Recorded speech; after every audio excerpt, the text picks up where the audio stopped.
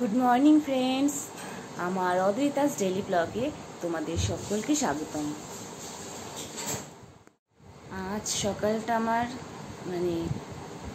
ঠিকই শুরু হয়েছিল, কিন্তু হঠাৎ করেই চা খেতে বসেছিলাম আমি আর বর।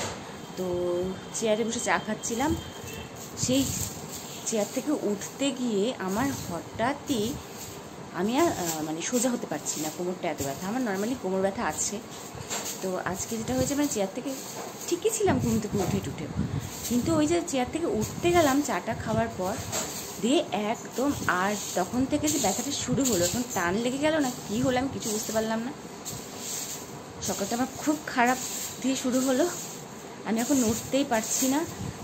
ব্যথার ওষুধ খেয়েছি, গ্যাসের ওষুধ খেয়েছি, ওষুধ খেয়ে নিয়েছি, কারণ আজকে আমার নড়ার মতো ক্ষমতা নেই, আমি আগাতেই পারছি না।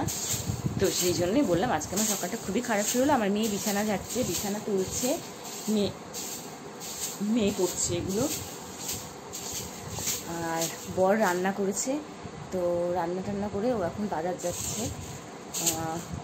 এটাই আমার আজকের সকাল খুবই বাজেভাবে শুরু হলো। ওষুধ খেয়েছি, এখন দেখি ব্যথাটা কখন কমে। তো বর এই যে ওর রান্নাবাড়ি হয়ে গেছে, ও রান্নাবাড়ি হয়ে গেছে, ও এখন বাজার যাচ্ছে। ও আমার মেয়ে আমাকে বলছে ওইদিকে বসো, আমি তো নড়তেই পারছি না মা।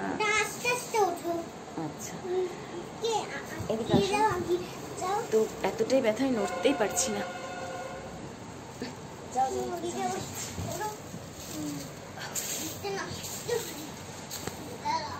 তো মেয়ে করছে সব, এই যে আমার বললাম না ভীষণ ব্যথায় নড়তেই পারছি না, কান্না করছি। তো এখন দেখো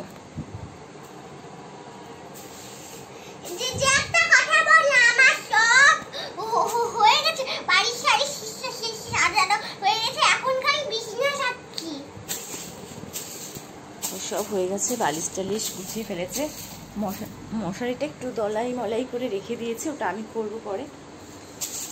তো মেয়ে আর বর মিলে, আমার মেয়ে আমি ভাবলেই অবাক লাগে সত্যি, কি কান্নাও। আমি বলেছি আমার কোমর ব্যথা, আমি নড়তে পারছি না, আর কান্না চিৎকার করে, মা কি হলো, মা কি হলো, কি হলো। তো বললাম যে না এটা কিচ্ছু না বাবা, এটা আমার একটু পরেই ঠিক হয়ে যাবে বলে ওকে বোঝালাম। তারপর ওষুধ খেয়ে এখন বসে আছে, আমি নড়তেই পারছি না। সকাল থেকে প্রচণ্ড কোমর ব্যথায় ভুগছি আমি, সকালে বললাম, তারপর সারাদিনে কোনো কিচ্ছু আর ভিডিও করতে পারিনি।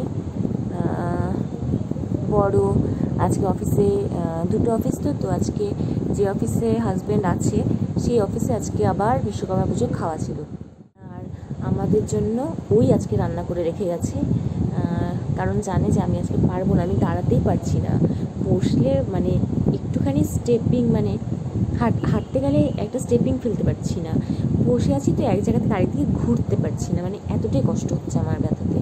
ওষুধ খেয়েছি কিন্তু ওষুধে এখনও কমেনি। তো আজকে রাতে ভাবছি আবার একটু ওষুধ খেয়ে নেবো, এর আগে ডাক্তার একটা বলেছিল খেতে, তো আমি হয়তো কাল সকালে যদি আরও বাড়াবাড়ি হয়ে যায় রাতেও আমি খেয়ে নেবো একটা ওষুধ। তো সেই কারণেই আমি কি আর ব্লগ করব, আজকে কিছুই করতে পারিনি। বরের রান্না করাটাও তোমাদের দেখাতে পারি যে ও আজকে আমাকে কতটা হেল্প করছে, আমাকে ভীষণ হেল্প করে। আমি ভীষণ ভাগ্য করে এরকম একটা বর পেয়েছি, এটা একদম এটা সবাইকে মন খুলে বলতে পারি, আমার লজ্জার কিছু নেই। আমার বর আমাকে অনেকটাই হেল্প করে সব কিছুতে। তো এটা একটা মেয়ের ভীষণ বড় পাওয়া, যে আমি যদি বিছানাতে পড়েও থাকি, আমার কোনো সমস্যা হয়, আমি সারাদিন উঠতে পারিনি, যে কোনো রকম যা কিছু হোক না কেন, আমার বর আমাকে ভীষণ হেল্প করে। আমাকে বলে তুমি শুয়ে থাকো আমি করে দিচ্ছি, তুমি শুয়ে থাকো আমি করে দিচ্ছি, কিন্তু ভীষণ করে। তো এটা তো সত্যি একটা মেয়ে আর যাই হোক না কেন এরকম একটা বর পাওয়া ভাগ্যের ব্যাপার। আর আমার মেয়েটাও হয়েছে সেরকম। আমি কেন এরকমভাবে, আমার শরীর কেন খারাপ, আমার কি হলো, আবার কখন ঠিক হবে, এই ঘ্যান ঘ্যান করেই যাচ্ছে। এখন গিয়েছে জেঠুর ঘরে, জেঠু আর ওর রাঙামার ঘরে গিয়েছে, ওর বড় মাকে রাঙামা ডাকে, ওই ঘরে গিয়েছে। আর আমি ভাবলাম আমি সারাদিন তো কোনো ভিডিও করতে পারিনি, তোমাদের সঙ্গে এখন একটুখানি কথা বলে নিই, কারণ ভালো লাগছিল না আমার ভিডিও না করতে পেরে, সত্যি ভালো লাগছিল না। ওর এখন বাড়িতেই আছে, ওর এখন আবার মিটিং চলছে, ওই গুগল মিটেই হয় ওদের মিটিংটা, অফিসিয়াল মিটিং। আজকে রবিবার, তাও ব্যস্ত, এখন চলছে মিটিং। আর একটু পরে আবার খাওয়া দাওয়ার ব্যাপার আছে। আমার তো কান্না পাচ্ছে, অনেকদিন থেকে আমার ব্যথা। আমি ডাক্তারও দেখিয়েছি, আমার জাস্ট একটু স্পন্ডিলাইটিস ধরা পড়েছিল, আর কিছু না। কিন্তু এটা কিসের জন্য জানি না। এরপর আমাকে একটা মনে হয় ভালো ডাক্তার দেখাতে হবে, কারণ এতটা ব্যথা কী কারণে হয়। অনেকে বলে সিজার হলে হয়, তো আমার তো বাচ্চা হওয়ার আগে থেকেই আমার ব্যথাটা ছিল, মানে এই কোমর ব্যথাটা। আমি এর আগেও ভুগেছি কোমর ব্যথা নিয়ে, আর দুবার আমি ভীষণভাবে না বাজেভাবে পড়ে গিয়েছিলাম। মানে বৃষ্টি ছিল, আর উঠানটা আমি যেখানে ভাড়া থাকতাম বিয়ের পর, সেই বাড়িতে উঠোনটা মানে আমার বাড়ির মতোই, আমার শ্বশুর বাড়ির মতো, মানে ওটা একটা রাফ ঢালাই দিয়ে পাকা করার মতো। তো বৃষ্টিতে না ওখানে দেখবে ওইরকম মেঝে মানে ওইরকম যদি থাকে উঠোনটা, তো ভীষণ স্লিপ হয়ে যায় বর্ষার সময়, মানে শ্যাওলা পড়ে যায়। পরিষ্কার করা খুব টাফ, অতটা জায়গা ওই ঘুষে পরিষ্কার করা। তো যে বাড়িতে থাকতাম ওই অনেকটাই মানে ছিল ওইরকম পাকা করা। তো আমি না বৃষ্টির সময় একবার ধাম করে পড়ে গিয়েছিলাম, ভীষণ প্রচণ্ড বাজেভাবে পড়ে গিয়েছিলাম। তো সেটা তারপর একবার ঘুরতে গিয়েছিলাম বিয়ের পর, আমার বন্ধু আর আমার বর আর ওর বন্ধু, আরও দুটো বন্ধু এরকম মিলে, মানে 3 জন ফ্রেন্ড ওরা, আর আমরা 3 জন আমরা 3 জন ওয়াইফ, তাদের মানে 6 জন মিলে গিয়েছিলাম। একটা বাচ্চা ছিল, একজনের বাচ্চা ছিল। তো আমরা এখানে সান্তালি খোলা বলে একটা জায়গা আছে, সেখানে গিয়েছিলাম বেড়াতে। আমরা ওখানে বাইকে করেও গিয়েছিলাম, কিন্তু তারপর যখন সবাই মিলে গেলাম, তো তখন আমরা গাড়ি একটা রিজার্ভ করে গেলাম ঘুরতে। তো ওখানে একটা হ্যাঙ্গিং ব্রিজ আছে, তো বৃষ্টির দিন ছিল, সেটাও বৃষ্টির দিন ছিল। ওই হ্যাঙ্গিং ব্রিজটা বৃষ্টিতে না, মানে কাঠের, ব্রিজটা হচ্ছে কাঠের। তো ওটাতে আমরা সবাই দাঁড়িয়ে কাপল সব দাঁড়িয়ে ছবি তোলা হচ্ছিলো। একটা বেশ ছবি তোলা হচ্ছে। তা আমি আর আমার হাজব্যান্ড লাস্টে ছবি তুলছি, আমার হাজব্যান্ডই সবার ছবি তুলে দিচ্ছিল। এবার আমি আর আমার হাজব্যান্ড যখন ছবি তুলছি, ছবিটা তোলাও হয়ে গেছে, আর বাকি যে দুজনের ওয়াইফ ছিল তারা আমাকে না ঝিলিক করে, আচ্ছা আমার ডাক নাম, মানে আমাকে বাড়িতে সবাই যেটা বলে ডাকে সেটা হচ্ছে ঝিলিক। তো ঝিলিক আয় হয়নি তোর, এই কথাটা বলেছে। আমি না জাস্ট মানে হ্যাঁ হয়েছে, আমি ওদের মধ্যে সব থেকে ছোটো ছিলাম, মানে থাকে না একটা। তো আমার নতুনই বিয়ে হয়েছিল তখন, আরেকজনেরও নতুনই বিয়ে হয়েছিল। তো যাই হোক, তা ঝিলিক করে ডেকেছে। আমি বলছি হ্যাঁ আসছি বলে এমন দৌড় লাগিয়েছি, ওই হ্যাঙ্গিং ব্রিজটা এতটা পিছল ছিল, দৌড়াতে গিয়ে একদম দুপা শটাং করে দিয়ে পড়ে। একটু কষ্ট করে উঠে বসলাম এখন। তো ওই যে হ্যাঁ, তো দুপা শটাং করে পড়ে গেছি।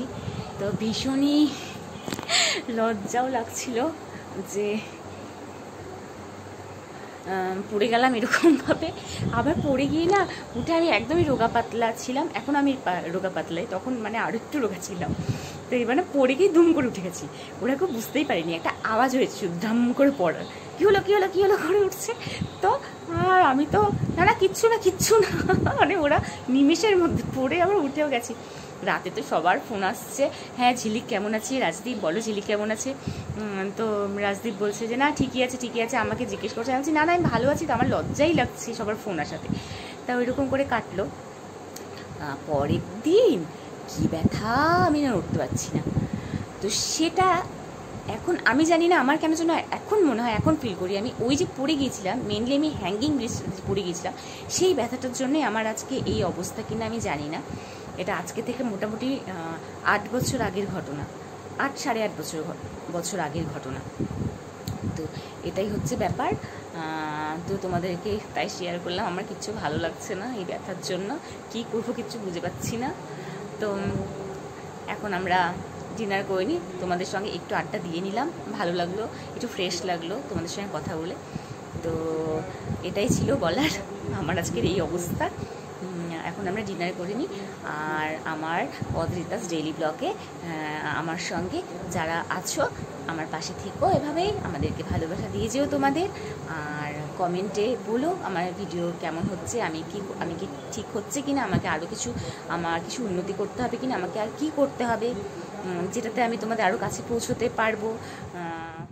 আর যারা নতুন দেখছো তারা আমার চ্যানেলটাকে সাবস্ক্রাইব করে দিও, আর পাশে থাকা বেল আইকনটিকে অন করে ওটাকে অল করে দিও, তাহলে আমার সমস্ত নোটিফিকেশানগুলো তোমরা পেয়ে যাবে। আর আমার মেয়ে চলে এসছে, হ্যাঁ আমার মেয়ে চলে এসছে।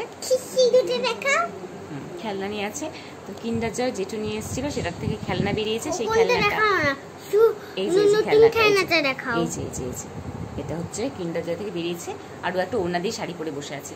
তো ঠিক আছে, আজকে শাড়িটা দেখো, পুরো শাড়িটা দেখো। হ্যাঁ বাবা বাম্পার, হ্যাঁ চলে আসো।